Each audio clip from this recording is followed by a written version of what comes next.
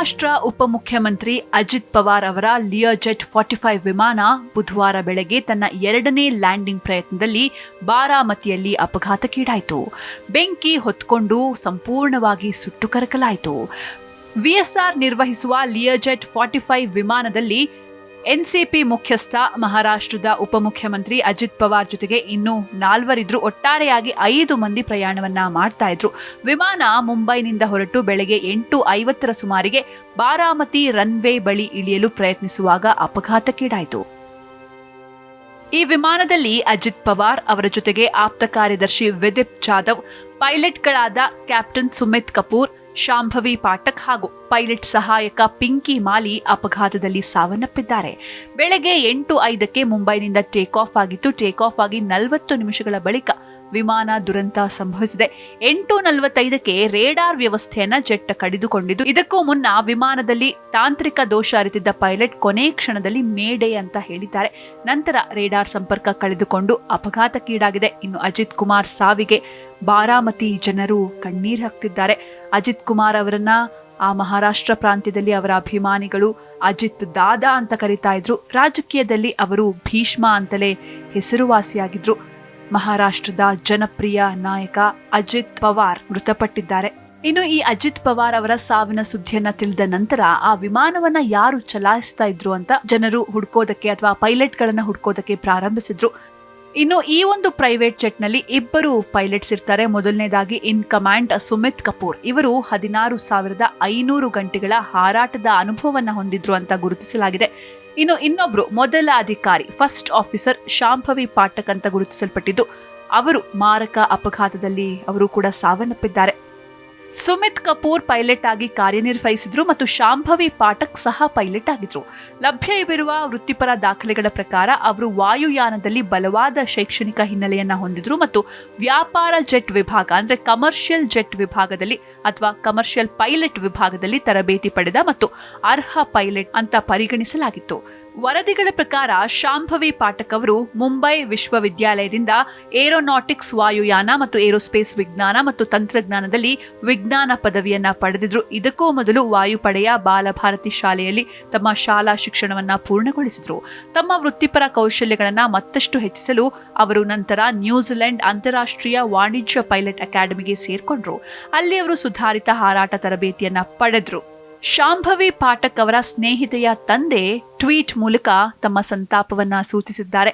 ಅವರ ಟ್ವೀಟ್ ನಲ್ಲಿ ಏನಿದೆ ಅಂತ ನೋಡ್ತಾ ಹೋಗೋದಾದ್ರೆ, ಮಹಾರಾಷ್ಟ್ರದ ಉಪಮುಖ್ಯಮಂತ್ರಿಗಳ ಜೊತೆಗೆ ವಿಮಾನದ ಪೈಲಟ್ ಆಗಿದ್ದ ಯುವ ಪೈಲಟ್ ಕ್ಯಾಪ್ಟನ್ ಶಾಂಭವಿ ಪಾಠಕ್ ಕೂಡ ವಿಮಾನ ಅಪಘಾತದಲ್ಲಿ ಪ್ರಾಣ ಕಳ್ಕೊಂಡ್ರು. ಅವರು ಅದ್ಭುತ ವಿದ್ಯಾರ್ಥಿನಿ, ಉತ್ತಮ ಮಗಳು, ಪ್ರೀತಿಯ ಸಹೋದರಿ ಮತ್ತು ಉತ್ತಮ ಸ್ನೇಹಿತೆ. ಚಿಕ್ಕ ವಯಸ್ಸಿನಿಂದಲೂ ಕೂಡ ನನ್ನ ಮಗಳ ಸ್ನೇಹಿತೆಯಾಗಿದ್ರು. ಇದು ವೈಯಕ್ತಿಕವಾಗಿ ತುಂಬಲಾರದ ನಷ್ಟ.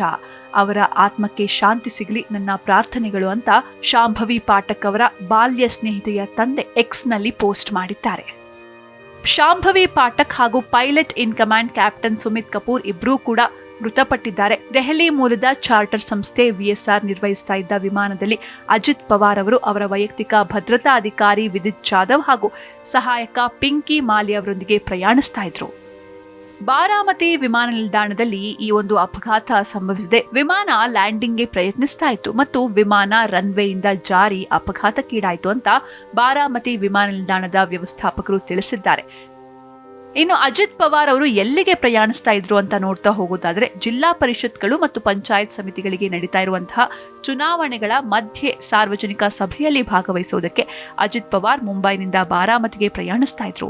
ಪವಾರ್ ಮತ್ತು ಇತರರನ್ನ ಹೊತ್ತ ವಿಮಾನ ಬಾರಾಮತಿ ಬಳಿ ಇಳಿದಾಗ ಈ ಒಂದು ಘಟನೆ ಸಂಭವಿಸಿದೆ. ಅಜಿತ್ ಪವಾರ್ ಅವರ ಗೌರವಾರ್ಥವಾಗಿ ಮಹಾರಾಷ್ಟ್ರ ಸರ್ಕಾರ ಬುಧವಾರ ಮಹಾರಾಷ್ಟ್ರದಾದ್ಯಂತ 3 ದಿನಗಳ ಶೋಕಾಚರಣೆಯನ್ನ ಘೋಷಿಸಿದೆ. ದಾದಾ ಅವರ ಅಕಾಲಿಕ ನಿಧನಕ್ಕೆ ಪಕ್ಷಾತೀತವಾಗಿ ಪಕ್ಷದ ನಾಯಕರು ಸಂತಾಪ ಸೂಚಿಸಿದ್ದಾರೆ. ಬಾರಾಮತಿಯಲ್ಲಿ ನಡೆದ ವಿಮಾನ ಅಪಘಾತದ ತನಿಖೆಯನ್ನ ವಿಮಾನ ಅಪಘಾತ ತನಿಖಾ ಬ್ಯೂರೋದ ವಿಶೇಷ ತಂಡ ನಡೆಸಲಿದೆ ಅಂತ ವರದಿ ತಿಳಿಸಿದೆ. ಒಟ್ಟಾರೆಯಾಗಿ 66 ವರ್ಷದ ಅಜಿತ್ ಪವಾರ್ ಹಿರಿಯ ರಾಜಕಾರಣಿ ಮತ್ತು ಎನ್ಸಿಪಿ ಸಂಸ್ಥಾಪಕ ಶರದ್ ಪವಾರ್ ಅವರ ಅಣ್ಣನ ಮಗ ಮತ್ತು ಲೋಕಸಭಾ ಸಂಸದೆ ಸುಪ್ರಿಯಾ ಸುಳೆ ಅವರ ಸೋದರ ಸಂಬಂಧಿ. ಅಜಿತ್ ಪವಾರ್ ಅವರು ಮಹಾರಾಷ್ಟ್ರದ ಉಪಮುಖ್ಯಮಂತ್ರಿಯಾಗಿ ದೀರ್ಘಕಾಲ ಸೇವೆ ಸಲ್ಲಿಸಿದ್ರು. ವಿವಿಧ ಸರ್ಕಾರಗಳಲ್ಲಿ 6 ಅವಧಿಗೆ ಈ ಹುದ್ದೆಯಲ್ಲಿ ಸೇವೆಯನ್ನ ಸಲ್ಲಿಸಿದ್ರು. ಜೊತೆಗೆ ಅವರು ಪೃಥ್ವಿರಾಜ್ ಚೌಹಾಣ್, ದೇವೇಂದ್ರ ಫಡ್ನವೀಸ್, ಉದ್ಧವ್ ಠಾಕ್ರೆ ಮತ್ತು ಏಕನಾಥ್ ಶಿಂದೆ ಅವರ ಸಂಪುಟಗಳಲ್ಲಿ ಉಪಮುಖ್ಯಮಂತ್ರಿಯಾಗಿ ಕೆಲಸ ಮಾಡಿದ್ರು. ಅವರು ಪತ್ನಿ ಸುನೇತ್ರಾ ಪವಾರ್ ಮತ್ತು ಇಬ್ಬರು ಪುತ್ರರಾದ ಜೈ ಪವಾರ್ ಮತ್ತು ಪಾರ್ಥ್ ಪವಾರ್ ಅವರನ್ನ ಅಗಲಿದ್ದಾರೆ. ದುರಂತಕ್ಕೀಡಾದ ಲಿಯರ್ ಜೆಟ್ 45ನ ವಿಶೇಷತೆಗಳೇನು ಅಂತ ನೋಡ್ತಾ ಹೋಗೋದಾದ್ರೆ, ಈ ವಿಮಾನ ಅತ್ಯಂತ ಸುಸಜ್ಜಿತ ಮತ್ತು ಐಷಾರಾಮಿ ಕ್ಯಾಬಿನ್ ಹೊಂದಿದೆ. ಸುಮಾರು 8 ಪ್ರಯಾಣಿಕರು ಆರಾಮದಾಯಕವಾಗಿ ಕುಳಿತು ಈ ಒಂದು ವಿಮಾನಗಳಲ್ಲಿ ಪ್ರಯಾಣಿಸಬಹುದು. ದೀರ್ಘ ಹಾಗೂ ದೂರದ ಹಾರಾಟಕ್ಕೆ ಇವು ಹೆಸರುವಾಸಿ. ಪದೇ ಪದೇ ಇಂಧನ ತುಂಬಿಸುವಂತಹ ಕಿರಿಕಿರಿ ಇರೋದಿಲ್ಲ. ವೇಗವಾಗಿ ಪ್ರಯಾಣಿಸೋದ್ರಿಂದ ಗಣ್ಯರ ಅಮೂಲ್ಯ ಸಮಯ ಉಳಿಯುತ್ತೆ. ಇದರ ಕ್ರೂಸ್ ಸ್ಪೀಡ್ ಅತ್ಯಂತ ವೇಗವಾಗಿದೆ. ಅತ್ಯಂತ ಕಡಿಮೆ ಸಮಯದಲ್ಲಿ ನಿಗದಿತ ಸ್ಥಳವನ್ನ ತಲುಪಲು ನೆರವಾಗುತ್ತೆ. ಲಿಯರ್ ಜೆಟ್ 45 2 ಶಕ್ತಿಯುತ ಟರ್ಬೋ ಫ್ಯಾನ್ ಇಂಜಿನ್ಗಳನ್ನ ಹೊಂದಿದೆ. ಇವು ವಿಮಾನಕ್ಕೆ ಅದ್ಭುತವಾದ ವೇಗ, ಸ್ಥಿರತೆ ಮತ್ತು ಸುರಕ್ಷಿತವಾದ ಕಾರ್ಯಕ್ಷಮತೆಯನ್ನ ಒದಗಿಸುತ್ತೆ. ವಿಶ್ವದಾದ್ಯಂತ ಉದ್ಯಮಿಗಳು ಮತ್ತು ರಾಜಕೀಯ ನಾಯಕರು ತಮ್ಮ ತುರ್ತು ಪ್ರಯಾಣಗಳಿಗೆ ಈ ಒಂದು ಲಿಯರ್ ಜೆಟ್ 45 ವಿಮಾನವನ್ನ ಹೆಚ್ಚಾಗಿ ಆಯ್ಕೆ ಮಾಡಿಕೊಳ್ತಾರೆ. ಇದರ ವೇಗ ಮತ್ತು ಸುರಕ್ಷತೆ ವಿಮಾನಯಾನ ಕ್ಷೇತ್ರದಲ್ಲಿ ಇದಕ್ಕೆ ಒಂದು ವಿಶೇಷ ಸ್ಥಾನವನ್ನ ತಂದುಕೊಟ್ಟಿದೆ. ಆದ್ರೆ ದುರಂತ ಅಂದ್ರೆ ಇದೇ ವಿಮಾನ ಇವತ್ತು ಅಪಘಾತಕ್ಕೀಡಾಗಿದೆ.